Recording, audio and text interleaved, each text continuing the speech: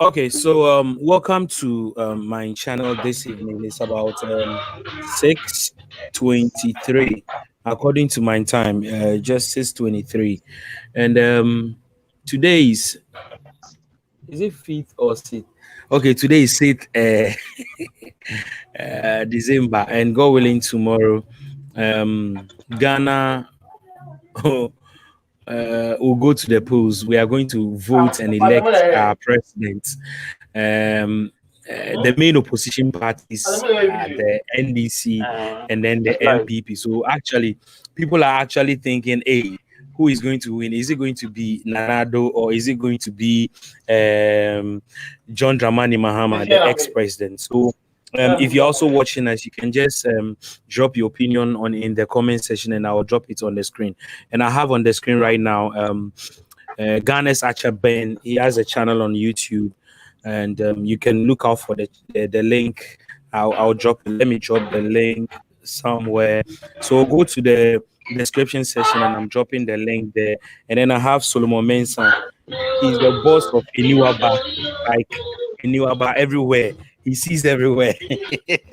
Okay, so gentlemen, you're welcome. Thank you very much. Thank you, sir. Okay, so let's look at campaign. We are going to be brief on this very topic. So if you are watching us, you can drop your comments. So let's look at campaign 2020 compared to 2016. I don't know, Ben. Will you start with that? Interesting times. Okay, I think it's not much too different from that of 2016. Every year when we have elections, it is characterized by a lot of campaign. Yes, for both sides of the political divide. You get the NDC pushing in all into their campaign. You get the MPP also doing the same. So when it comes to campaigning, everybody is doing the right thing that they have to do now. One thing I noticed differently from this year's campaign was that, you see, in 2016, it looked as though the NDC were doing more of the campaign on the traditional media and less on social media. But this year, both parties are doing more on traditional media and more on social media as well. So that is one thing I've noticed.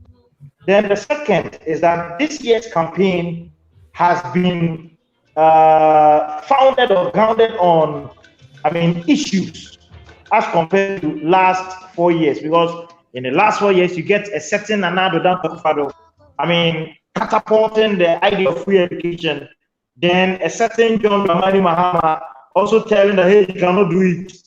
But this year, if you look at the campaign, whilst Nana Addo is talking about policies, the NDC is also talking about policies. So it's the first time you will not see both parties bantering each other. Oh, you cannot do it. Oh, this one you can do it. This one you cannot do it. No. Everybody is focused on his or her policy. And I think it is not surprising when the flag bearer of the NDC, John Dramani Mahama, also went into the free education syndrome, because he's realized that, when you discuss the policies, when you base your campaign on policies, it works rather than actually sitting back and just casting blame game. So this year's campaign has been very innovative, and I've always said, if there is any person that we have to give credit in the fourth republic of our democracy, it has to go to the current president.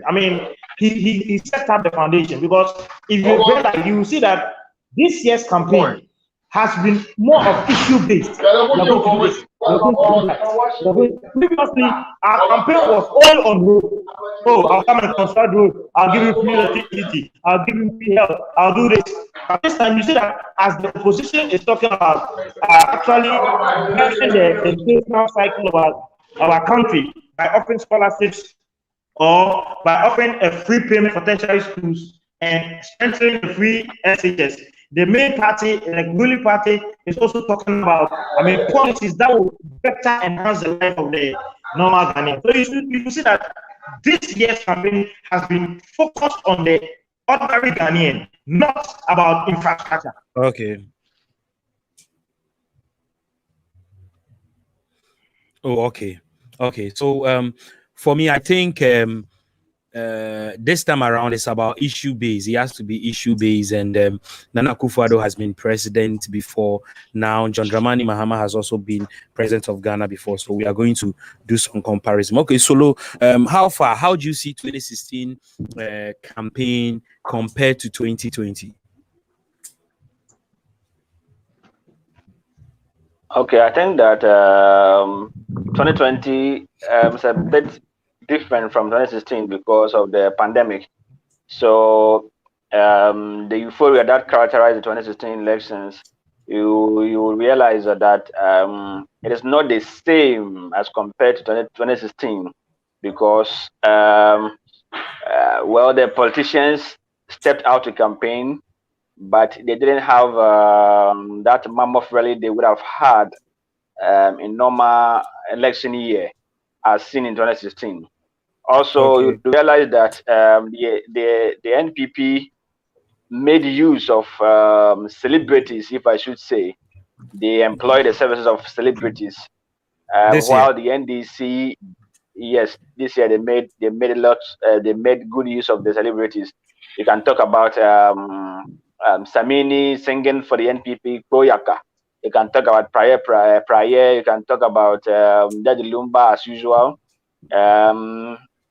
Calibos and his colleagues, Ampon, Calibos and his colleagues going on the ground in Ayawaso, where their colleague John Dumelo is also contesting, which has brought about a contesting issue as to how the actors did not support their own and all that. But to that subject, I have my opinion, though, if I may touch on it briefly. I think that in democracy, a specific party or candidate, in as much as I'm your husband or I'm your wife or I'm your friend or any other thing, does not oblige me to support you.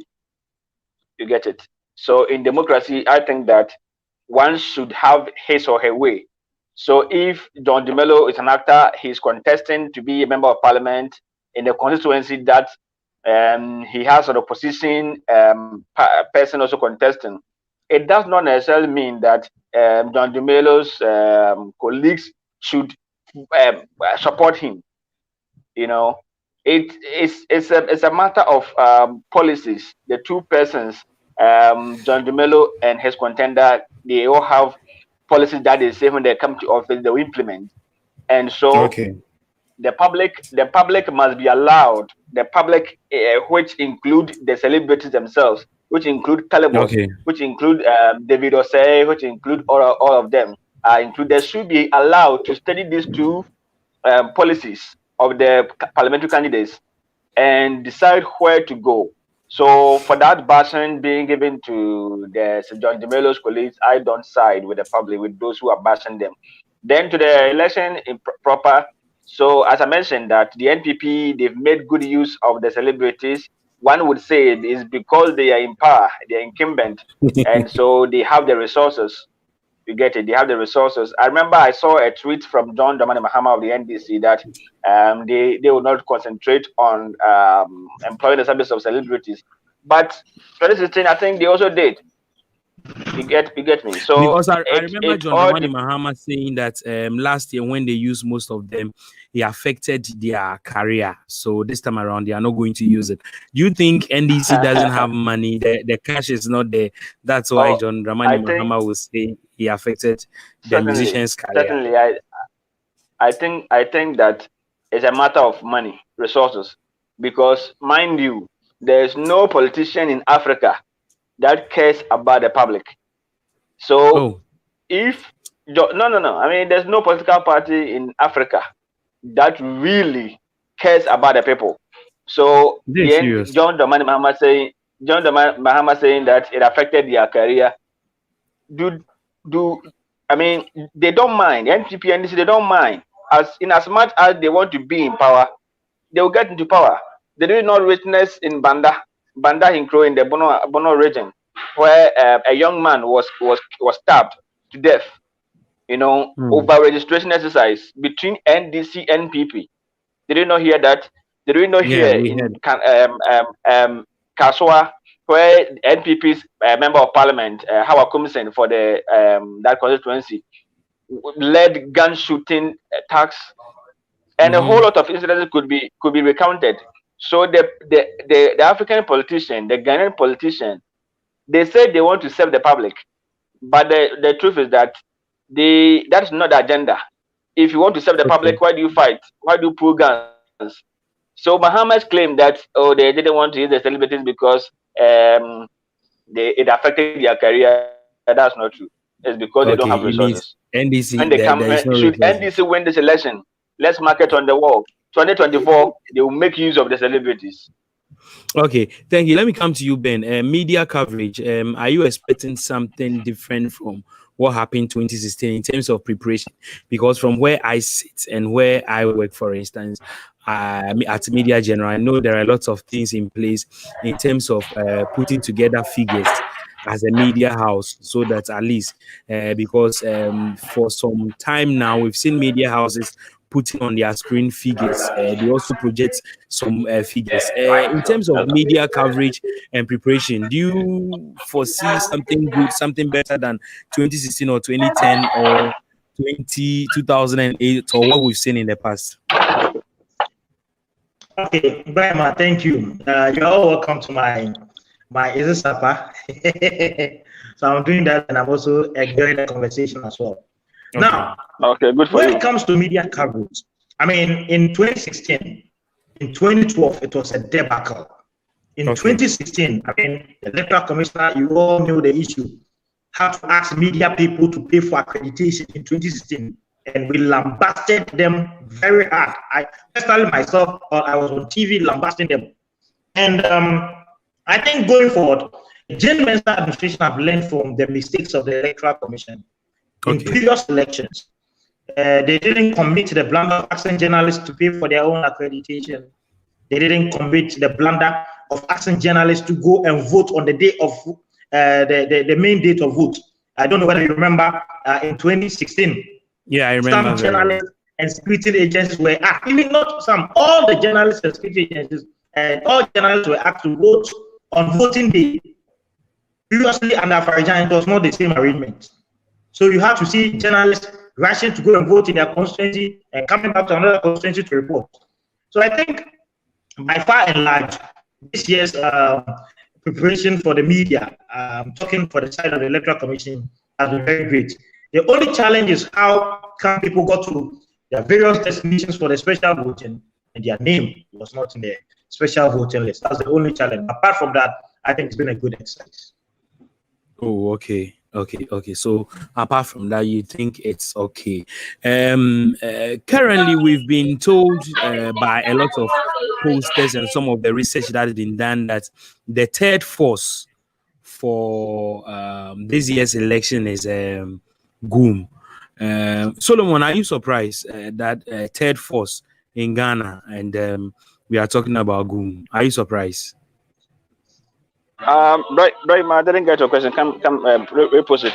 Okay, so according to some research, so according to research and some polls that's been done by some posters and even University of Ghana, Benefsin and a couple of people, what they are telling us is that the third force currently is GUM. Are you surprised? Oh, not at all. I'm not surprised. I'm not surprised. Why are you not surprised? Are we not looking at three people? Hold on. Let me engage someone here. A second. Okay, so let me go to you. Let me come to you, Ben. Are you surprised? The third force, what we are hearing is GUM, Ghana Union Movement. Are you surprised? I'm surprised, yes. I'm not surprised, no. I'm surprised, yes, because I think if you look at our political history, if we're talking about a third force, it could have been the CPP now, or probably it could have been the PNC, or probably could have been the PPP. I mean, actually saw in the last election, the Park Syndrome was the third force. And I'm not surprised because Sofuchira Bosom is a very influential personality in Ghana. We all know. He belongs to the clergy. And you know, in Ghana, we have certain kind of respect for the clergy. Especially if somebody tells you, if your pastor's, your wife's pastor, tell your wife that when you go, don't talk to your husband for 3 days. They will do it to you because they have certain level of respect for their clergy. So with Samuel Chiabosom, with this large number of people following him, and don't forget that he also has a media platform, a television station that he used to project his agenda, and he started this years ago before even the year December, the year 2020. Sorry. So I'm not surprised. We're looking at the kind of campaign he has done on his own network since the 2019s and 18s, and the kind of cortege or followership he has as a man of God or as belonging to the clergy is not surprising. Okay, so let me ask you, what do you think is his chances? Samuel Chiabosom, do you think he has a chance? Do you think he's going to make history, or he's just one of those people? Okay, so let me apologize. I had to attend to some people. Okay. So I heard you mention a media preparation and all that. So here at Media General TV3 and its affiliate stations, we are poised to deliver one of the best electoral coverage, and so I'm in charge of coordinating with the volunteers. So they have been coming. So when they come, I have to give in their press tag and t-shirts and all that. So sorry for that. But your first question before I come to this one, I'm not surprised that Chiabosom is the third force. 2016 it was Indum. And the mistake Kwasi Indum did was leaving the political scene after 2016. Kwasi Indum should have had his team actively on the ground from day one they swore Nana Addo in. But Kwasi Indum, he did that grave mistake because ideally nobody expects to win the 2016 election. Similarly, we don't expect Gung Chiabosom to win the 2020 election. But the idea should be that once you test the waters in 2016, Chiabosom testing the water in 2020, 2024 he will not win, even if he comes back or a different person comes on his ticket. But 2028 is a possibility. You get it? Okay. Because now Ghanaians are tired of the NPP and NDC. So, as it stands, I mean, NDC this year election, either Nana or Mahama will win. 2024, the same thing will happen. By 2028, Ghanaians would have been much more wiser. I mean, in quotes. Politically, we would have been much more wiser because we realized that the NDC, they come to power, they promise this. The NDP, they come to power, they promise this. And both of them are not, getting the things done. So gradually, even the die-hard supporters of these two political parties are moving away from their ideologies. From being inclined to their parties. So Chiabosom, I'm not surprised he's the third force. And I don't expect him to make any impact in the elections. I doubt he could cause runoff. I doubt Chiabosom's results or votes could cause a runoff. I doubt. But 2020, if he keeps the momentum, 2024, 2028, he'll be a strong party. Okay, Ben, let me come to you. This evening, I've heard the President of the Republic of Ghana is going to brief the nation.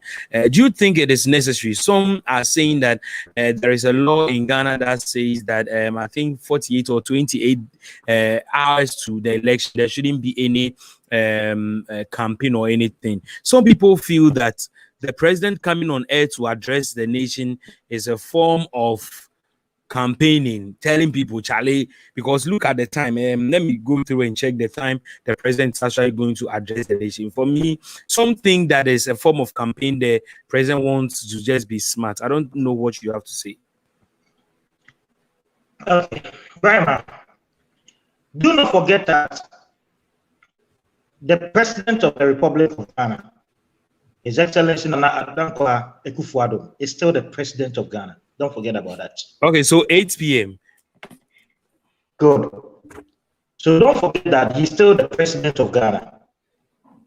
Also, do not lose the sight of the fact that we are still not in unusual times. Okay. Where COVID-19 has been one of the most badly hit diseases that humanity has ever experienced.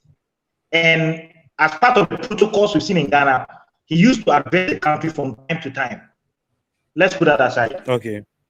He is the president and the first gentleman of this country. Whatever happens to any of our citizens or any of the citizens in this country, he is the first person to be pointed fingers at.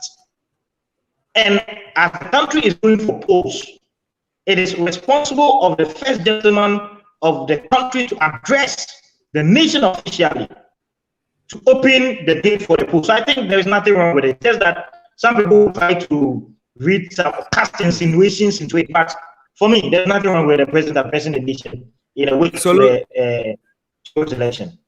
Solo, do you think the president is trying to be smart to let Ghanaians see and understand those who have forgotten, or he wants to also find a way of campaigning for the last, so addressing the nation, at least this is me or this is my photo, so in case you go tomorrow? Do you think it is necessary for the president to do that? Well, I don't think okay, I can't speak for him, but let me say it is not a bad idea if the president speaks a day before the election. What I think will be wrong is the nature of message he sends out, you know. So as a gentleman, he should know that campaign has officially ended, and that whatever he says will be gauged and judged by the public. So this time we expect him to be nationalistic and patriotic. You know, the sense of nationalism should prevail over partisan politics. So he must douse the fears of those who think that he would use the opportunity to campaign for more votes indirectly, either directly or indirectly. So I believe that he addressing the nation a day before or a night before the election is not wrong, but the nature of the message will determine whether it's wrong or not. Oh, okay. So we should wait and know exactly and listen to what yes, the import of his message. Yeah. You know, his message should be nationalistic. It should have the nation at heart. Okay. Know? Yeah. Okay, so finally, I know definitely tomorrow we'll definitely come back again and come and talk about some of the things.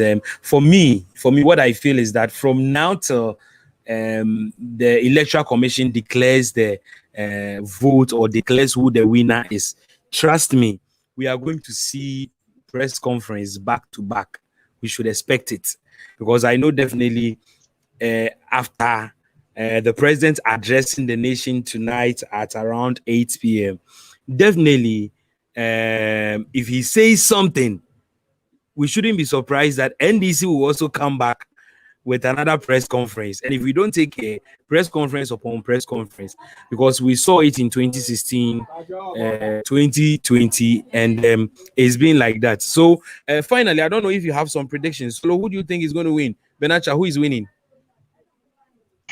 Right now, it will be highly irresponsible and not prudent for me to answer you this question.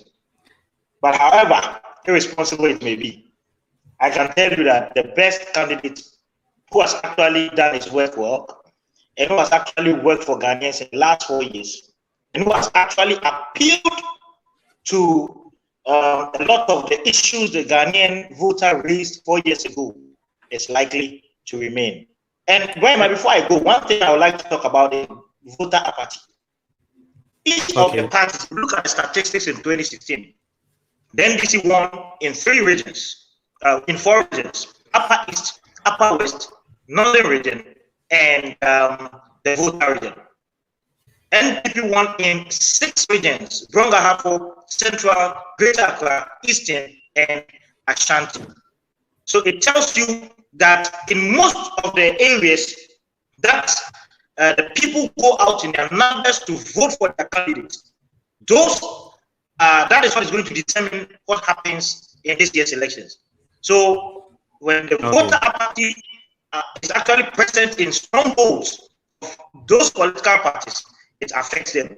So we are expecting all Ghanaians to go out and vote in their numbers, because it happened to NDC in 2016, where people in voter region decided not to go out in their numbers and vote, and it affected their outcome. Don't forget, if you take this year's election, it's not about the percentage, it's about the margin. For example, you look at K2 South. K2 South can have about, let's say, about 78,000 of vote going for NDC, then probably 2,000 going for MPP. If you go to some a city like Bantama or a constituency like Bantama or Swami, MPP can hit about 120,000, NDC will hit like 30,000. So it's not about the percentage of vote you have, but the numbers and the margin. So if your strongholds, if you're able to win massively, it goes a long way to determine what is going to be the outcome of the election. For example, if you look at the statistics, if MPP gains massive votes in Ashanti region, it becomes troubling for the NDC. Because if you compare Ashanti region, the constituency, the numbers that vote as against the voter region, we take to South being their World Bank. It doesn't still match up in terms of numbers. So every party is trying to convince the people to go out in their numbers and vote. That is what is going to make the candidate win. There shouldn't be voter apathy this time. Now, the third issue I'd like to talk about before I leave is the issue of sensitization. I mean, you know that, even up to date, a lot of people don't know how to vote. True. A lot of people don't know how to vote. They are not even conversant with the electoral process. When you go to the polling station, the polling agent gives you electoral agent gives you a ballot paper. You take a ballot paper, you stain your distance. You see, most of them stain their their thumbprint. I mean, the ink on the ballot paper. So when they are voting, and after casting their vote, you see that the ink will be left on the paper, and sometimes it causes confusion as which candidate you vote for. So the electoral process are clear. That before you take the paper, make sure that the electoral agent has actually signed and stamped the paper, the ballot paper, before you go ahead to vote. And having voted, make sure you clean your hands very well so that you don't stain the paper back. If you look at the statistics, in 2016, the votes accrued by the second runner-up, the second runner-up, the votes accrued by the second runner-up was far less than the total number of rejected votes. It's worrying. And I've not seen the NCC doing anything about it. It was worrying that rejected votes in 2016 was more than the 10 candidates of the election. Okay. So, that's what I can say. Okay, so Solo, who is winning tomorrow? Well, the predictions came, the research came, but tomorrow determines who actually wins. I think that answer comes from the people, you know. So tomorrow, by the close of the day tomorrow, we will see, or we will learn whether the research or the research that came out was true or not. So I think that it only lies with the people. Yeah. Okay. So we look forward to an incident-free election, and may the best candidate win.